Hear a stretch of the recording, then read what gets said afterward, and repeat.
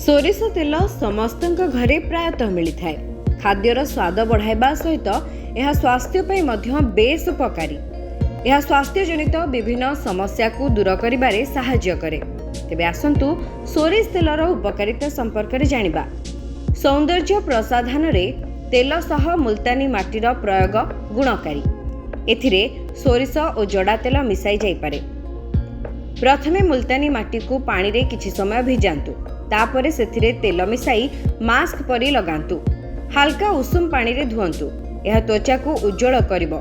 सोरिष तेल रे हळदी मिसाई मुह अबा पूरा शरीर रे लगा जाई पारे। तेल हळदी प्रत्यह लगाइले त्वचा उज्जवल और कांति युक्त हुए।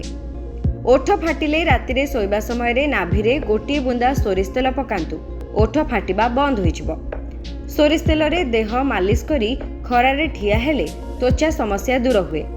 100 ग्राम सोरिष तेल रे गोटी बुंदा रसुण पकाई फुटांतु। तापरे ठंडा हेले छाणी करी केश रे मालिश कले केश झड़िबा बंद हेबो।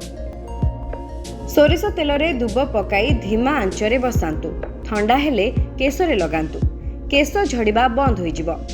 गोइठी फाटिले सोरिष तेल को रसुण सह मिसाई उषुम करी लगाइले एही समस्या रक्षा मिलिबो। ब्यूरो रिपोर्ट संभव टीवी।